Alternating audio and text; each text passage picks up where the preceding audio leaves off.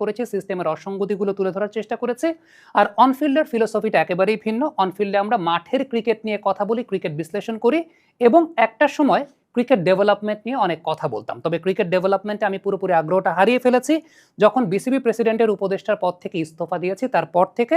কারণ ব্যক্তিগতভাবে আমার কাছে মনে হয়েছে তখন থেকে এই বাংলাদেশের স্বয়ং আল্লাহ রাব্বুল আলামিন যদি উপর থেকে একজন ফেরেশতাকেও পাঠিয়ে দেন, তারপরও এই দেশে আসলে সিস্টেমে কোনো কিছুই করা সম্ভব না। কারণটা হচ্ছে এই দেশের পুরো ইকোসিস্টেমের মধ্যে অসঙ্গতি আছে। আমার ব্যক্তিগত ধারণার জায়গা, আমি ক্রিকেট ডেভেলপমেন্ট থেকে ইন্টারেস্ট পুরোপুরি হারিয়ে ফেলেছি। এই ব্যাপার নিয়ে ভাবতেও চাই না, চিন্তাও করতে চাই না। যদি কেউ উন্নতি করতে পারেন ডেফিনেটলি সেটা অবশ্যই তার ক্রেডিটের ব্যাপার। আর যমুনা টেলিভিশনে গতকাল যখন বিসিবির অ্যাডহক কমিটি গঠিত হলো তখন কিন্তু আমরা একটা প্রশ্ন ছুড়ে দিয়েছিলাম, সেটা হচ্ছে যেই জাতীয় ক্রীড়া পরিষদ বাংলাদেশ ক্রিকেট বোর্ডের নির্বাচন করলো 6 মাস আগে, তখন পুরো ব্যাপারটা তারা তত্ত্বাবধান করেছে, পুরো সিস্টেমের মেকানিজমটা করেছে, সেই জাতীয় ক্রীড়া পরিষদ একই অফিসাররা 6 মাস পর তাদের কাছে মনে হচ্ছে সেই নির্বাচনটা অবৈধ ছিল, তাহলে এই ব্যর্থতার দায়টা তো এনএসসি বা জাতীয় ক্রীড়া পরিষদকেও নিতে হবে। এই প্রশ্নটা কিন্তু আমি এবং তাহমিদ অমিত আমরা যমুনা টেলিভিশন থেকে করেছি।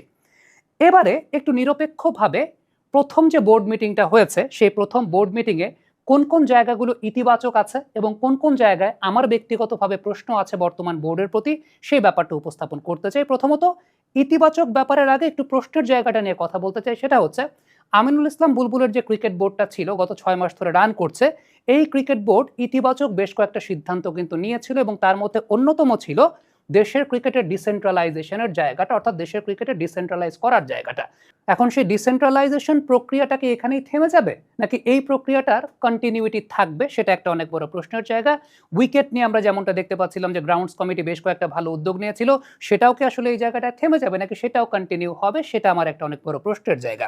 এবারে ইতিবাচক যে কয়েকটা সিদ্ধান্ত এসেছে সেই ব্যাপারগুলো নিয়ে কথা বলতে চাই। প্রথমত ক্রিকেটারদের পেমেন্টের ইস্যুটা ডেফিনেটলি একটা বিষয় খুব গুরুত্বপূর্ণ, যেটা আমার কাছে মনে হয় যে একটু ক্ল্যারিফাই করা উচিত। সেটা হচ্ছে জাতীয় দলের চুক্তির বাইরে বাংলাদেশের ফার্স্ট ক্লাস ক্রিকেটেও বেশ কিছু ক্রিকেটার থাকেন যারা আসলে 3টা ক্যাটাগরিতে বিসিবির সঙ্গে চুক্তিভুক্ত থাকেন এবং এই সেক্টরটাই সবচাইতে গুরুত্বপূর্ণ একটা সেক্টর এবং এই সেক্টরটাই এতদিন সবচাইতে উপেক্ষিত ছিল। সেই জায়গাটা আমরা যেমনটা দেখতে পাচ্ছি, এ ক্যাটাগরির ক্রিকেটারদের আগে বেতন ছিল 35,000 টাকা, ফার্স্ট ক্লাস ক্রিকেটার যারা সেটা এখন 65,000 টাকায় উন্নীত করা হচ্ছে। বি ক্যাটাগরি 25,000, সেটা 50,000 উন্নীত করা হচ্ছে। সি ক্যাটাগরি 20,000, যেটা 40,000 উন্নীত করা হচ্ছে। এটা অবশ্যই একটা ভালো উদ্যোগ বলতে হবে।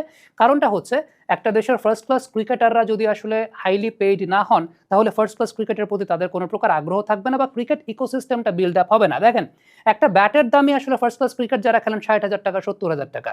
এখন একটা ব্যাট দিয়ে তো আসলে তারা খেলেন না, একটা সিজনে তাদের 3-4টা ব্যাট লাগে, হেলমেট লাগে, নিজেকে মেনটেন করার জন্য নিজের কোচ, নিজের ফিটনেস ড্রিল থেকে শুরু করে জিম বা সবকিছু যদি আপনি চিন্তা করেন, পুরো ইকোসিস্টেমের নিজের প্রতি কিন্তু ইনভেস্টমেন্টের জায়গাটা লাগে। আজকে যদি আপনি ইন্ডিয়ান ক্রিকেট চিন্তা করেন, একটা রঞ্জি ট্রফি খেলেই একজন ফার্স্ট ক্লাস ক্রিকেটার যে পরিমাণ আর্ন করতে পারেন আমাদের দেশে কিন্তু এই ইকোসিস্টেমটা গ্রো করে না। সো নিচের দিকে যদি আপনি ইনভেস্টমেন্টটা না করেন প্লেয়ারদের উপরে, ডেফিনেটলি একটা দেশের ক্রিকেট কখনো দাঁড়াতে পারে না। এবং এই জায়গাটাতে 65,000, 50,000, 40,000 ডেফিনেটলি এটা অবশ্যই একটা ভালো উদ্যোগ। তবে এখানে মেক শিওর করতে হবে যে এখানে আসলে কারা কারা সেই চুক্তির জায়গাটাতে আসছেন, সেই জায়গাটার প্রক্রিয়াটা যাতে স্বচ্ছ হয় এবং সেই প্রক্রিয়া অনুযায়ী আসলে প্লেয়াররা তাদের চুক্তিগুলো করতে পারেন।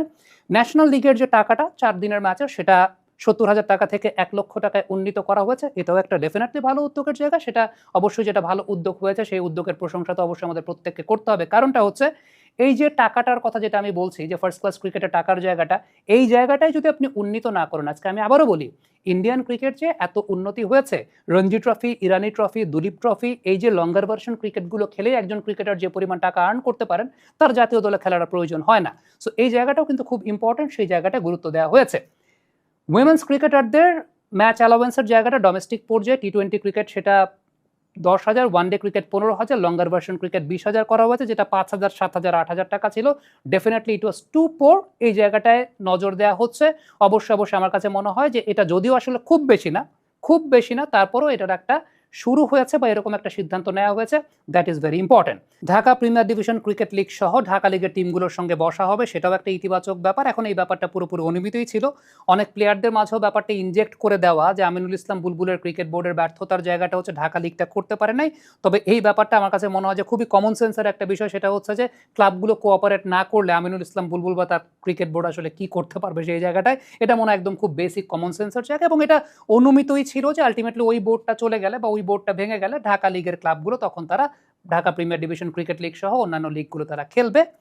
আরেকটা খুব ইতিবাচক বিষয় আমার কাছে মনে হয়েছে, সেটা হচ্ছে মিডিয়াতে একজন স্পোকস পার্সনকে অ্যালাউ করা, যে একজনই আসলে পুরো বোর্ডের কথা বলবেন। আরেকটা বিষয় আমার কাছে ভালো লেগেছে, তামিম ইকবাল চেয়ার ছেড়ে উঠে চলে গেছেন, মানে জাস্ট বক্তব্যটা শেষ হয়েছে, কোনো প্রকার কোয়েশ্চেন আনসার সেশন হয় নাই, তামিম ইকবাল একদম চলে গেছেন, স্ট্রেট তিনি আসলে বেরিয়ে চলে গেছেন। কারণটা হচ্ছে গেল 1 থেকে 1.5 বছরে বাংলাদেশের ক্রিকেটের ব্র্যান্ডিংয়ের যত নিচের দিকে নামার জায়গা, এই নিচের দিকের নামার জায়গার পেছনে সবচাইতে বড় কাজটা হয়েছে ক্রিকেটটাকে আমরা উপস্থাপন করেছি অনেক নেগেটিভভাবে। আপনি চিন্তা করে দেখেন যে ফারুক আহমেদ 250 কোটি টাকা মেরে দিয়েছেন, এরপরে আমিনুল ইসলাম বুলবুল যখন আসলেন তখন আমিনুল ইসলাম বুলবুল ছিলেন পীর আউলিয়া দরবেশ, কিন্তু একটা পর্যায়ের পর আমিনুল ইসলাম বুলবুলের